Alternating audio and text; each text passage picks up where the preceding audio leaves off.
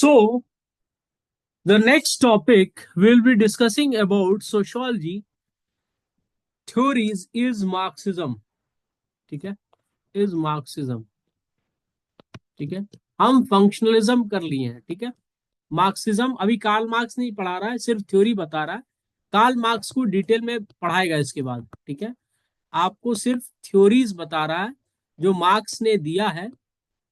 उसके थ्योरी को सोशियोलॉजी में मार्क्सिज्म कहते हैं. कार्ल मार्क्स 1818 से 1883 तक रहा. ठीक है,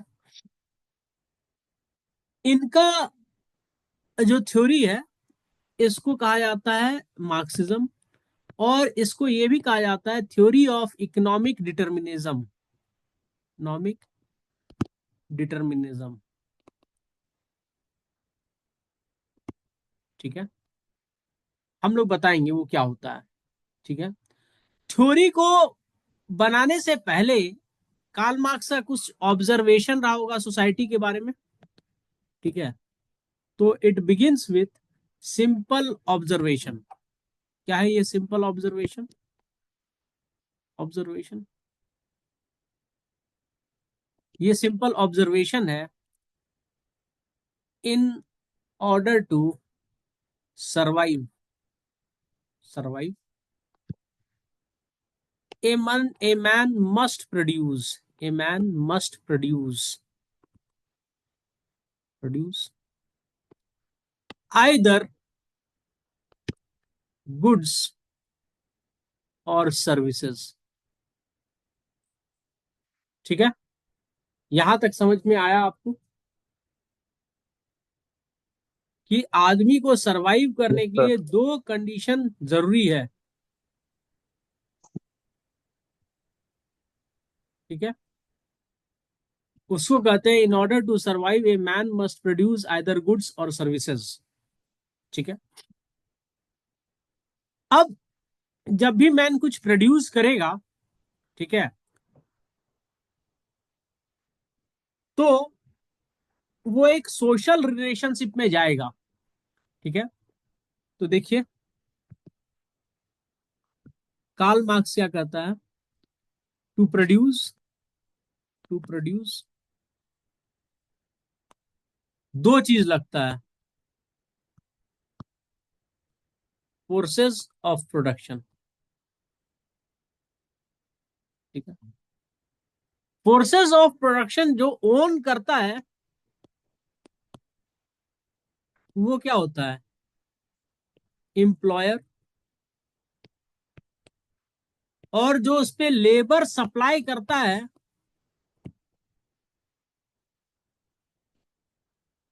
उसको क्या कहते हैं? एम्प्लॉय.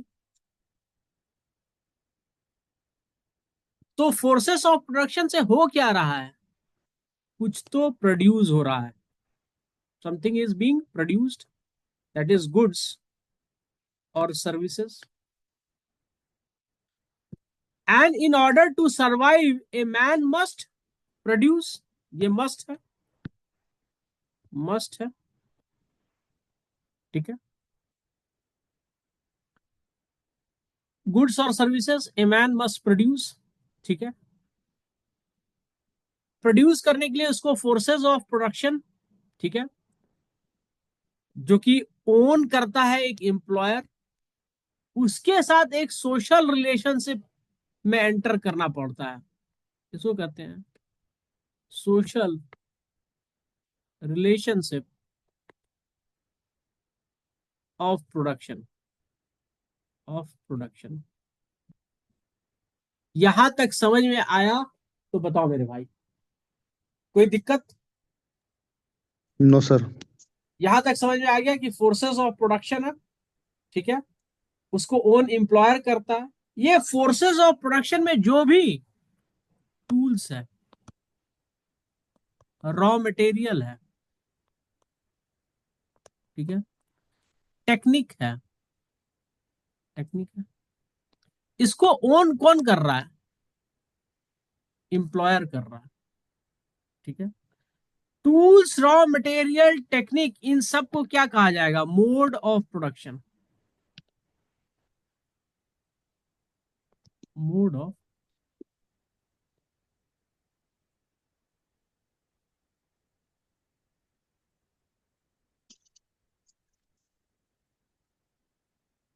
प्रोडक्शन। ठीक है, ठीक है। Process of production, tools, raw material, technique, ये सब है। इस मोड ऑफ प्रोडक्शन का ये पार्ट है, एक हिस्सा है। दूसरा हिस्सा मोड ऑफ प्रोडक्शन का क्या है? लेबर।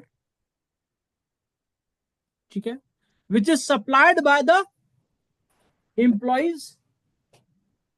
ठीक है, तो ये मोड ऑफ प्रोडक्शन में जो आपका फोर्सेस ऑफ प्रोडक्शन है ना, वो है, और आपका सोशल रिलेशनशिप ऑफ प्रोडक्शन है। ठीक है, जब भी आपका फोर्सेस ऑफ प्रोडक्शन चेंज करेगा, फोर्सेस ऑफ प्रोडक्शन में लैंड भी आएगा। ठीक है, लैंड भी आएगा, तो आपका social relations of production change कर जाएगा। फॉर एग्जाम्पल, हम दो सोसाइटी को कंपेयर करेंगे, दो स्टेज ऑफ हिस्ट्री को कंपेयर करेंगे। ठीक है,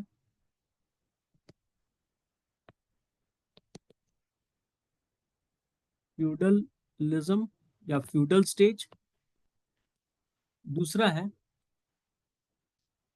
capital mode of production, mode of production, capitalist mode of production, feudalism mode of production. ठीक है, दो अलग अलग स्टेज है। इसमें फोर्स ऑफ प्रोडक्शन क्या है?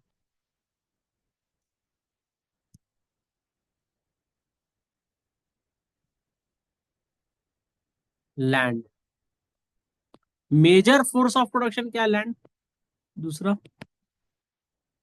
Bullocks, flog. ठीक है,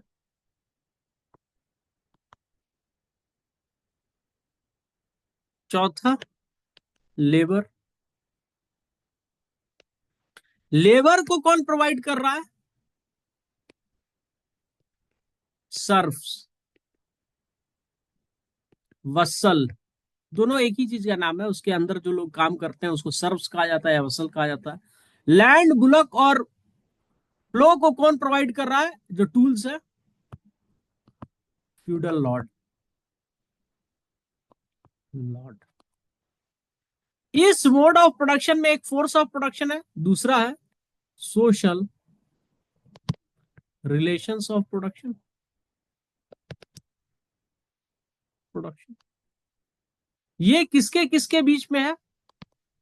between the lord and his vassal, lord and his vassals. तो वसल के लिए क्या जरूरी है?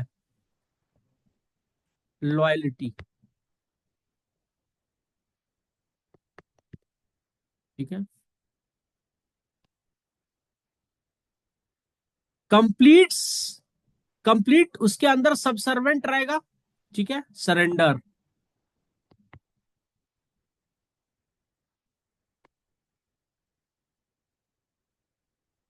लॉर्ड्स के लिए क्या जरूरी है? अपने वसल के प्रति सोशल ऑब्लिगेशन, ऑब्लिगेशन। ठीक है, कैपिटलिस्ट मोड ऑफ प्रोडक्शन के लिए क्या जरूरी है? फोर्सेस ऑफ प्रोडक्शन,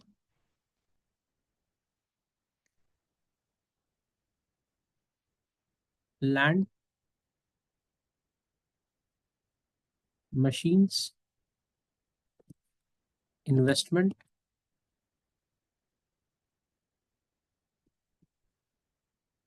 इसको कैपिटल कहा जाता है। Labour,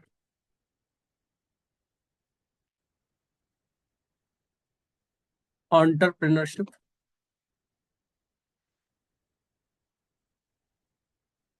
labour. ठीक है, ये कौन प्रोवाइड करता है? The capitalist class. The capitalist class वो प्रोवाइड करता है। लेबर एम्प्लॉइज, इस दोनों के बीच में क्या है?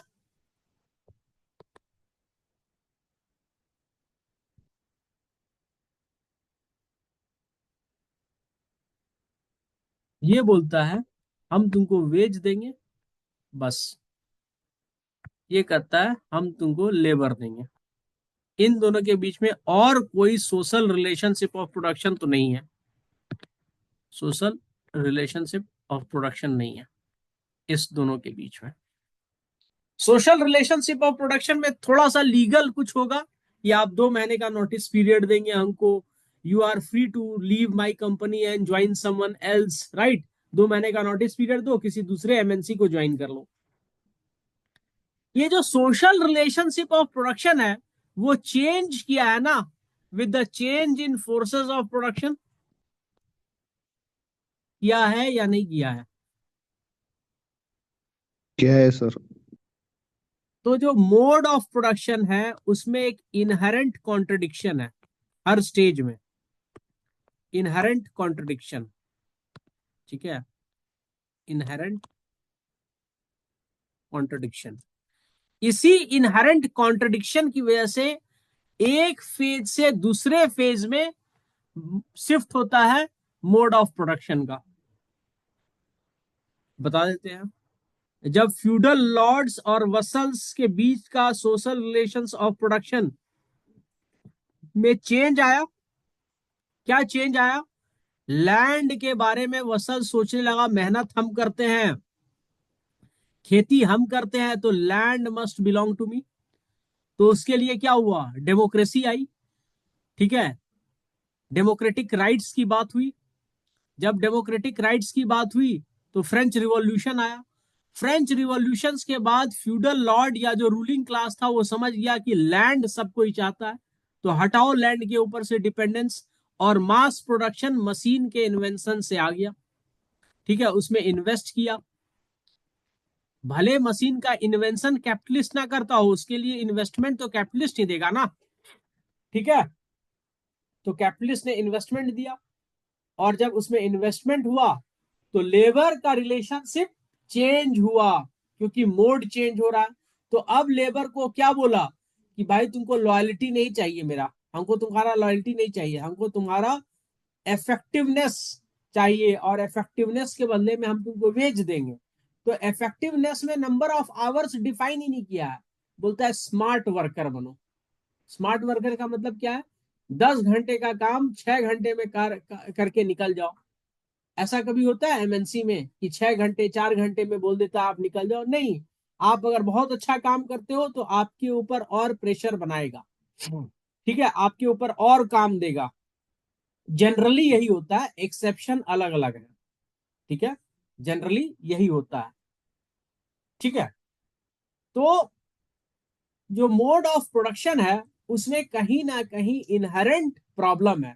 उस इनहेरेंट प्रॉब्लम की वजह से इतिहास बनता है। इतिहास क्यों बनता है? क्योंकि सोसाइटी एक स्टेज से दूसरे स्टेज में मूव करती है। यहां पर समझ में आया तो बताइए। Yes sir. ठीक है, अब मैं डिक्टेट करता हूं, काइंडली लिखिए कुछ, ठीक है।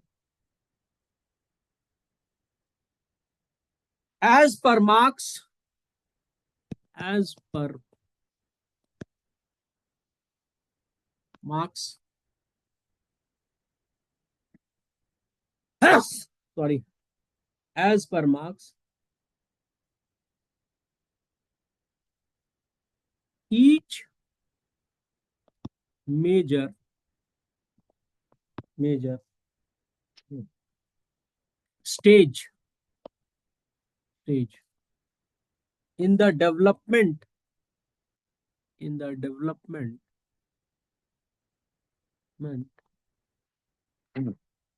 of the forces of production, of the forces of production, production will correspond to will correspond to a particular form of a particular form of social relationship of production।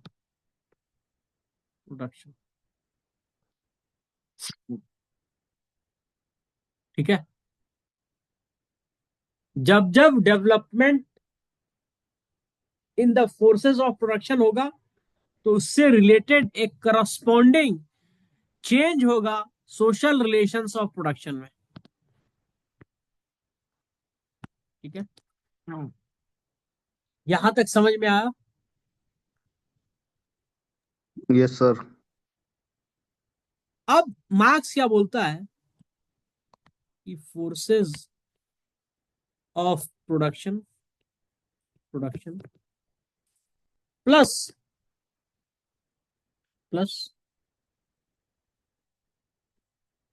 Social relationship of production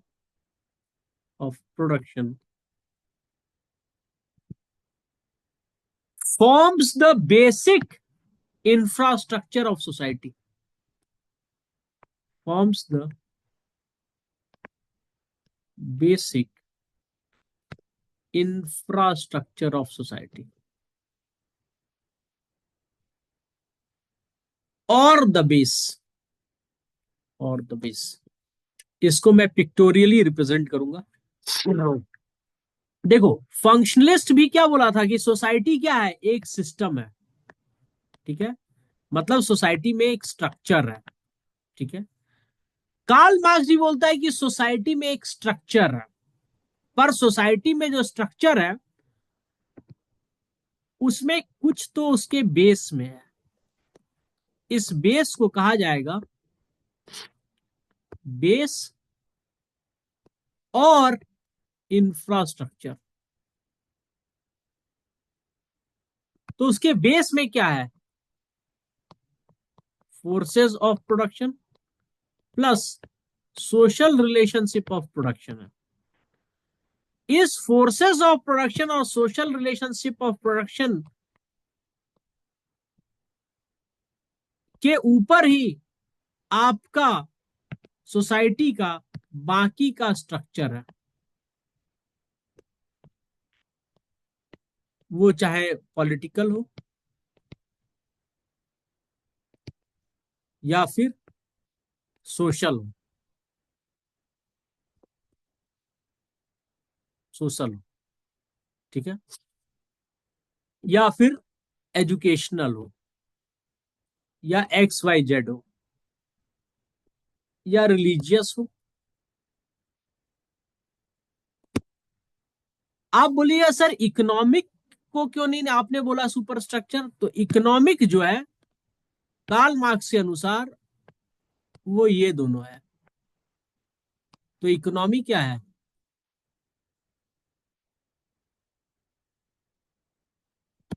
base है। तो economic base ही सब चीज determine करेगा, determinism. जब जब forces of production में change आएगा, social relationship of production में करस्पॉन्डिंग चेंज आएगा, और उस चेंज के वजह से पॉलिटिकल स्ट्रक्चर चेंज होगा, सोशल स्ट्रक्चर चेंज होगा, एजुकेशनल स्ट्रक्चर चेंज होगा, रिलीजन में भी करस्पॉन्डिंग चेंजेस आएंगे। तो कार्ल मार्क्स भी सोसाइटी को एज ए सिस्टम और स्ट्रक्चर देखता है। ये कॉमन है कार्ल मार्क्स में भी और फंक्शनलिज्म में भी, society as system and structured. Only difference is he talks about economic determinism। ठीक है, and not only this, he says whatever has happened in history when civilization has moved from one stage to another, it has only happened because of change in the forces of production. ठीक है? So what does Karl Marx talks about history? As per Marx,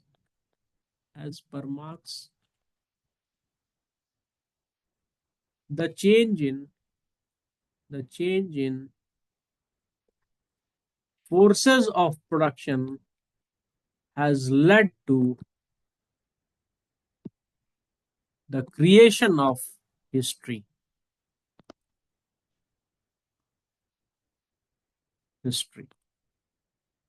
ठीक है? अब ये history कैसे create होता है? तो हिस्ट्री क्यों क्रिएट होता है? क्योंकि कॉन्ट्रडिक्शन है. As per Marx there is contradiction. Contradiction between what? Between, पीछे आओ, forces of production and social relationship of production. He talks about contradiction between forces of production and social relationship of production. तो ये contradiction क्यों arise होता है? देखो, मैंने पिछले भी आपको बताया था, फ्यूडल स्टेज में जब सोसाइटी थी,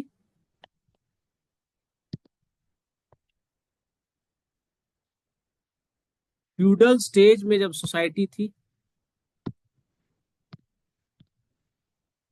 तो फैक्टर्स ऑफ प्रोडक्शन क्या था?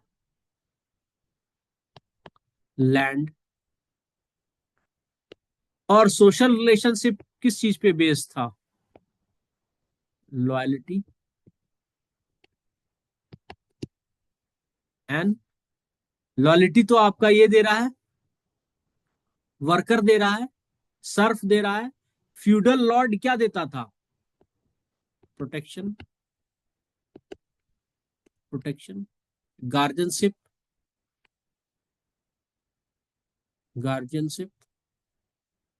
देता था ना उसके बदले में. जब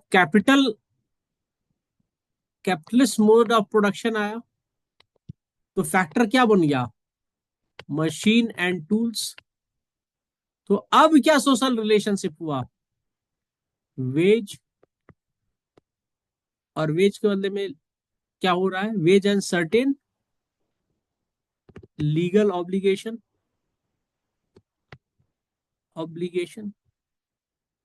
तो पहले अगर सर्फ का तबियत खराब हो जाता, बीमार पड़ जाता, या उसकी बेटी की शादी होती, या बेटा को पढ़ाने के लिए होता, तो फ्यूडल लॉर्ड उसके लिए पैसा खर्चा कर सकता था.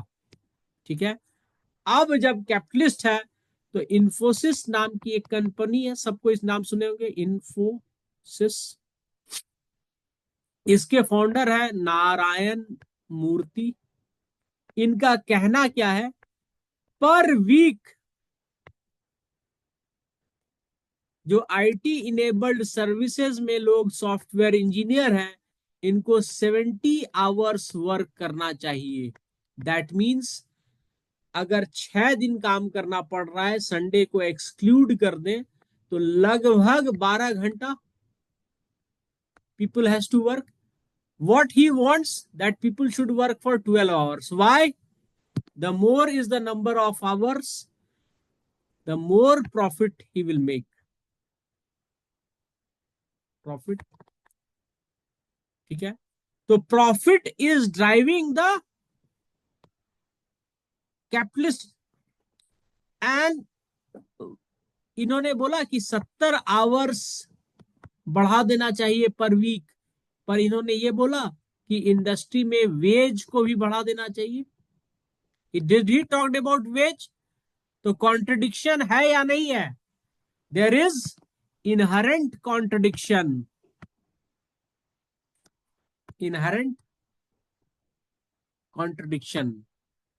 And this contradiction is because of what in capitalist society? तो मार्क्स बोलता है, labour is the sole creator of profit. But profit is appropriated by the capitalist. ठीक है, और ये इनहेरेंट कॉन्ट्रडिक्शन है। तो इसकी वजह से क्या होगा, नेक्स्ट स्टेज आएगा हिस्ट्री में। ऐसा कार्ल मार्क्स बोलते हैं। आएगा या नहीं आएगा, वो जब हम कार्ल मार्क्स को पढ़ेंगे तब देखेंगे। ठीक है, but he says that next stage will come. ठीक है, तो what does Karl Marx actually says? He talks about Marx sees history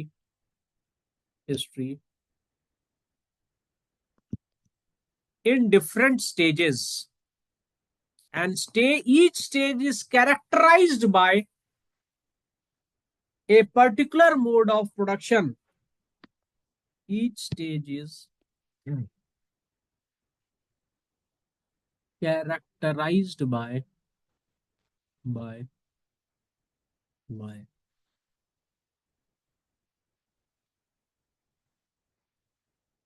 particular mode of production.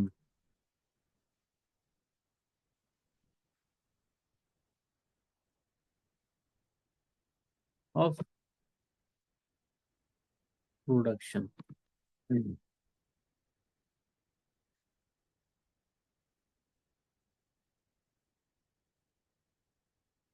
ये समझ में आया या नहीं आया? Yes, sir. ठीक है, हम लोग जब कार्ल मार्क्स को पढ़ेंगे तो फिर हम ईच मोड ऑफ प्रोडक्शन के बारे में पढ़ेंगे। अभी सिर्फ मार्क्सिज्म स्कूल ऑफ थॉट पढ़ रहे हैं। ठीक है, थ्योरी पढ़ रहे हैं। ठीक है, तो चेंज इन हिस्ट्री किसके थ्रू आया है? Change in history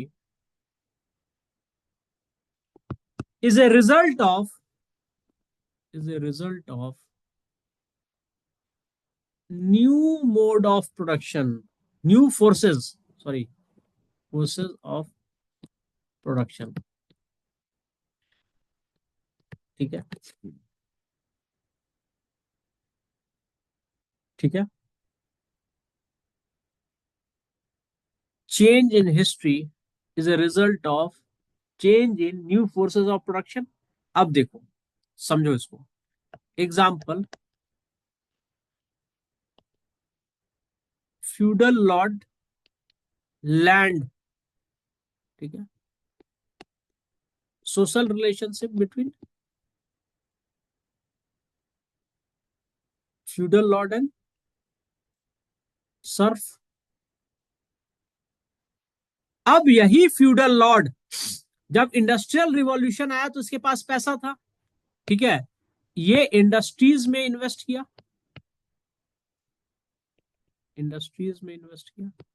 Y? क्योंकि चीप मटेरियल का सप्लाई आ रहा था कॉलोनाइज्ड कंट्री से, अगर हम इंग्लैंड की बात करें, और मार्केट भी था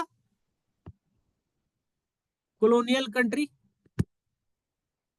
तो यही जिसका रिलेशनशिप सर्फ के साथ बहुत अच्छा था।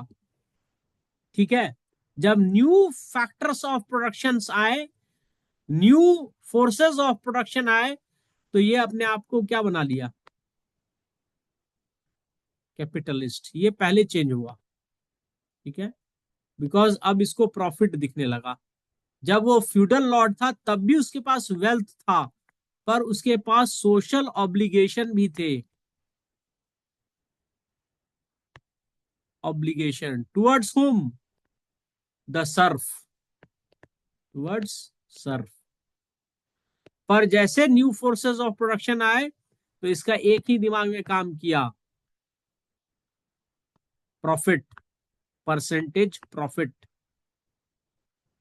तो अब उसके पास सर्फ्स के साथ ऑनेस्टी, लॉयल्टी, गार्जियनशिप सब खत्म हुआ। इसने बोला वेज दो, लेबर, वेज लो, लेबर दो। ठीक है, लेबर। अब इसके साथ कोई रिलेशनशिप है इसका सोशल? कोई सोशल ऑब्लिगेशन है कैपिटलिस्ट का? नहीं है। ठीक है, टाटा का बात छोड़ दो, Tata certain social obligation fulfil करता है, पर बाकी शायद ही कोई ऑर्गेनाइजेशन कोई सोशल ऑब्लिगेशन फुलफिल करता है। ठीक है, ठीक है। तो वेज दिया, ठीक है। तो ये जो change in forces of production हुए, फोर्सेस ऑफ प्रोडक्शन चेंज किया, उसकी वजह से हम फ्यूडल सिस्टम से कैपिटलिस्ट सिस्टम में आए। क्योंकि जैसे फोर्सेस ऑफ प्रोडक्शन में चेंज होगा, सोशल रिलेशनशिप ऑफ प्रोडक्शन बदलने लगेगा। दोनों में कॉन्ट्रडिक्शन है, और जैसे वो कॉन्ट्रडिक्शन होगा तो हम नेक्स्ट स्टेज में मूव कर जाएंगे। समझ में आया या नहीं आया? Yes sir. समझ में आ गया, ठीक है। अब चूंकि हम लोग पढ़ रहे हैं मार्क्सिज्म को एज ए थ्योरी, तो एक चीज और होगा कि जब कैपिटलिज्म आया तो मार्क्स का उम्र 1818 से 1883 तक था। पर इंडस्ट्रियल रिवॉल्यूशन तो 17 सेंचुरी के मिड से स्टार्ट हो चुकी थी इंग्लैंड में, ठीक है। और यहाँ पे 19 सेंचुरी का एंड होने वाला था। तो भी तो कैपिटलिज्म ऑलमोस्ट 150 प्लस ईयर्स चल चुका था और अभी भी चल रहा है, ठीक है। तो ये जो कैपिटलिज्म है वेस्ट में, ये कैसे कंटिन्यूड रहा विदाउट चेंजिंग, तो इसके बारे में भी उन्होंने एक एक्सप्लेनेशन दिया। पहले आप क्वेश्चन लिख लीजिए, आपको एग्जाम में क्वेश्चन क्या आ सकता है उसका एक्सप्लेनेशन मैं दे रहा हूं, ठीक है। डिस्पाइट, ये आप लिख के मुझे दिखाना भाई। Despite its internal contradiction, contradiction despite its internal contradiction, ठीक है। Capitalism has continued,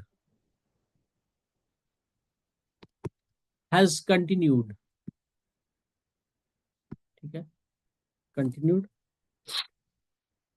in the waste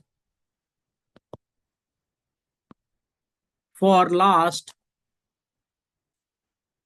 250 years. Why? Why? ठीक है। तो इसके बारे में कार्ल मार्क्स बताता है कि देखो, हम तो बता दिए कि बेस जो है वो forces of production and social relationship of production बनाएगा, जो मैं एक्सप्लेन कर चुका हूं, ठीक है।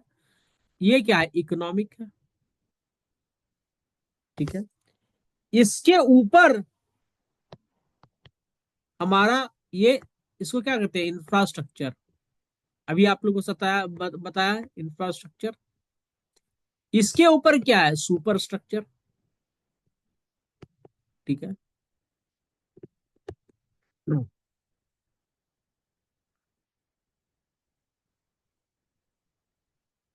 ठीक है,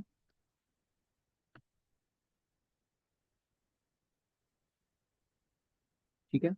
और ये सुपर स्ट्रक्चर किससे बना हुआ है? पॉलिटिकल ऑर्गेनाइजेशन या political unit of society, social unit of society, educational unit of society, ठीक है। ये जो एजुकेशन है, इसको फंडिंग कौन दे रहा है? जो सोसाइटी में इलीट क्लास है वही ना फंड कर रहा है। और किसके लिए फंड कर रहा है? नेक्स्ट ह्यूमन रिसोर्स, ठीक है। ये एजुकेशन को कौन मोल्ड कर रहा है? People, those who are owning the economic forces, people, those who own the economic forces। आपको पता है मुंबई का सबसे महंगा और बेस्ट स्कूल क्या है? धीरू भाई अंबानी इंटरनेशनल स्कूल। उसमें बड़े बड़े सेलिब्रिटीज के बच्चे पढ़ने जाते हैं, ठीक है। एजुकेशन को मोल्ड कौन कर रहा है? कैपिटलिस्ट सोसाइटी मोल्ड कर रहा है। तो वो ऐसा ही आइडियोलॉजी को प्रमोट करेगा, प्रमोट करेगा। और जब ये आइडियोलॉजी को प्रमोट करेगा तो जो डोमिनेंट आइडिया होगा, the dominant ideas, dominant ideas होगा, वो किसको फेवरेबल होना चाहिए? It must be favourable to the capitalist class. ठीक है। इस डोमिनेंट आइडिया को कार्ल मार्क्स कहते हैं ruling class ideology, ruling class ideology, ideology. ठीक है। ये रूलिंग क्लास का आइडियोलॉजी है जिसको प्रमोट कर रहा है through education, through society, through political organisation, through entertainment, through web series, through songs. ठीक है। तो रूलिंग क्लास आइडियोलॉजी को प्रमोट कर रहा है। तो रूलिंग क्लास आइडियोलॉजी क्या करेगा? It will, the ruling class ideology, class ideology, ideology, the ruling class ideology will create distortion of reality. What is distortion of reality? It will give a very false picture of reality, false picture of reality. अब आपको मैं बताता हूं, MNC का नाम सुना है ना, मल्टीनेशनल कंपनीज। मैं सॉफ्टवेयर कंपनी या आईटी इनेबल कंपनी की बात करूंगा, आईटीईएस। तो इनका पार्क होता है, ठीक है, बड़ा सा एरिया उसका, उसको कहेगा आईटी पार्क। पार्क मतलब जू, जू में घूम रहा है जानवर, ऐसा कुछ नहीं होता है। ठीक है। यहाँ पे इनका वर्क ऑफिस रहेगा, ऑफिस वाले एरिया में ही इनका रहेगा मॉल। ठीक है, मॉल।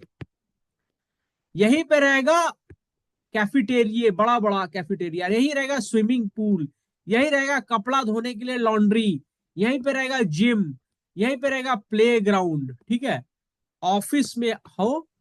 ठीक है, यहाँ पर मॉल है, मॉल जाओ, सेम टाइप का कपड़ा सब पहन करके निकलो। ठीक है। तो ऑफिस में मॉल से कपड़ा लो, कैफेटेरिया जाओ, अच्छा अच्छा वैरायटी का खाना है, मॉल में मूवी देखो मल्टीप्लेक्स में। और ये पैसा खर्चा करने का आदत यहीं पे पड़ता है, आदमी कमा रहा है, यहाँ खर्चा कर रहा है। ठीक है। 5 दिन बहुत निचोड़ के काम करवाता है, 2 दिन छुट्टी देता है। तो छुट्टी में आदमी क्या करता है? मॉल जाता है, स्विमिंग पूल जाता है, और फिर फ्रेश होकर के आता है काम करने, 5 दिन गधे की तरह। ठीक है। मतलब कार ले लिया, ठीक है, ऑफिस जाने के लिए 20 लाख पे ईएमआई पे कर रहा है महीने का, 30,000 रुपया। ऑफिस जा रहा है, किस लिए जा रहा है ऑफिस? ताकि उसको मिले सैलरी, और सैलरी से क्या करता है? कार का ईएमआई चुकाता है। ठीक है। दूसरा, घर ले लिया है 50 लाख का, उसके लिए लोन लिया है 50 लाख, उसका 50 के ईएमआई देता है, उसके लिए ऑफिस जा रहा है। मतलब अब ईएमआई भरने के लिए वो जिंदगी भर ऑफिस जा रहा है, ये सबसे बड़ा मोटिवेशन है उसका लाइफ में। ठीक है। वो ईएमआई भरने के लिए ऑफिस जा रहा है, तो वो रिवोल्ट करेगा एमएनसी के आइडियोलॉजी के खिलाफ कि 70 घंटा काम नहीं करना है, उसको तो अब ईएमआई देना है ना। और ये ईएमआई जो दे रहा है कार में, इसको कौन प्रोड्यूस कर रहा है? और फ्लैट को कौन प्रोड्यूस कर रहा है? Capitalist class. इस साले को लग रहा है कि हम फ्री हैं, एक एमएनसी छोड़ेंगे दूसरे एमएनसी चले जाएंगे। अरे सब एमएनसी में इन्वेस्टर तो सेम कैपिटलिस्ट क्लास है। आप बोलोगे नहीं सर, तो सुनिए सर, आप पीटर इंग्लैंड खरीदते हैं, आप लुइस फिलिप खरीदते हैं, ठीक है, आप वैन हुसैन खरीदते हैं, ठीक है, आप अलग अलग कंपनी का कपड़ा पहनते हैं, राइट? आपको पता है सबको बनाता एक ही है, अरविंद मिल्स। इसको ओन कौन करता है? रेमंड ग्रुप शायद, I am not sure. Raymond group आपको क्यों दे रहा है अलग अलग ब्रांड? आप ही में 10 तरह का लोग है, किसी को चाहिए सस्ता तो उसके लिए क्या लिखा? An honest sir, an honest shirt, एक ईमानदार शर्ट। क्यों?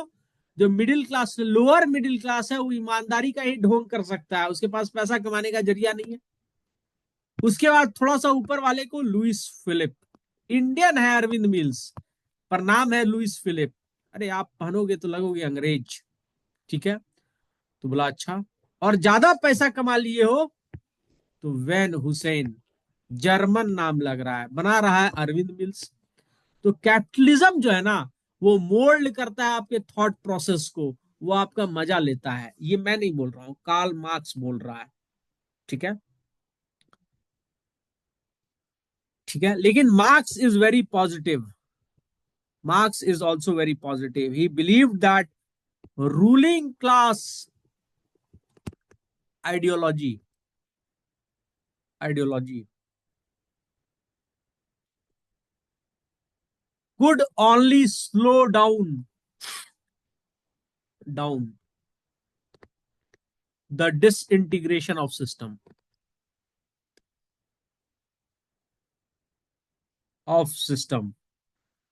क्यों? बोल रहा है कि भाई इनहेरेंट कॉन्ट्रडिक्शन है between the forces of production and social relationship of production. Inherent है कॉन्ट्रडिक्शन इसमें, जिसकी वजह से ये चेंज होगा, और ये होना ही है। और उसकी वजह से सोसाइटी फिर नेक्स्ट स्टेज में जाएगी। नेक्स्ट स्टेज में ये होना ही होना है, ठीक है? तो यही मार्क्सिज्म बताता है। हम कार्ल मार्क्स को अलग से पढ़ेंगे, हम सिर्फ अभी मार्क्सिस्ट मार्क्सिस्ट या मार्क्सिज्म पढ़ रहे थे, जो एक थ्योरी है, ठीक है? अब कल से हम डायरेक्ट स्टार्ट कर देंगे थिंकर कार्ल मार्क्स। आप बोलोगे कि एक और थ्योरी है इंटरएक्शनिज्म, तो इंटरएक्शनिज्म हम पढ़ेंगे वेबर के समय में। इंटरएक्शनलिज्म क्यों? क्योंकि जब तक कार्ल मार्क्स और इमाइल दरखाइम को नहीं पढ़ पाओगे, ठीक है, तब तक आप इसको समझ नहीं पाओगे अच्छे से। वेस्टेज ऑफ टाइम हो जाएगा मेरा, ठीक है? और आपका भी समय कम है, समय मूल्यवान है। तो इसको निपटाते हैं, और इसको निपटाते हैं मैक्स वेबर में घुसेंगे, उस समय इसको निपटा देंगे, ठीक है? ध्यान रखिएगा, उस समय थ्योरी तीन ही है। थ्योरी है आपका फंक्शनलिज्म, मार्क्सिज्म, ठीक है, और इंटरैक्शनिज्म। ये तीन थ्योरी है, ठीक है? इसके अलावा भी हम लोग दो तीन चीज बात करेंगे, वो हम आपको पॉजिटिविज्म पॉजिटिविज्म एंड फेनोमेनोलॉजी के बारे में बताएंगे, लॉजिक के बारे में बताएंगे, ठीक है? लेकिन एक फंक्शनलिस्ट भी पॉजिटिविस्ट है, एक मार्क्सिस्ट भी पॉजिटिविस्ट है, ठीक है? तो ये एक्चुअली पढ़ने का तरीका है कि हम सोशल इंस्टीट्यूशन को या सोशियोलॉजी के सब्जेक्ट मैटर को कैसे पढ़ते हैं। पर ये थ्योरीज है सोशियोलॉजी के, ठीक है? वो मैं बताऊंगा आपको, ठीक है? ये दोनों सोशियोलॉजी के बड़े बड़े थ्योरी है। इसको कहा जाता है मैक्रो लेवल थ्योरी या मैक्रो थ्योरी, ठीक है? यहां पर सोसाइटी को एज ए सिस्टम भी बताया गया, स्ट्रक्चर्ड भी बताया गया है। तो दोनों क्या है? दोनों में स्ट्रक्चरलिज्म भी है। तो ये मैक्रो लेवल, मैक्रो मतलब बड़े लेवल पे देख रहा है, छोटे लेवल पे ये माइक्रो देखता है। ये सोसाइटी में बोलता है सोसाइटी ही सारा चीज नहीं डिसाइड कर लेगा, इंडिविजुअल भी डिसाइड करता है। इंडिविजुअल अपने अपने हिसाब से अलग अलग मीनिंग देता है सरकमस्टांसेस को।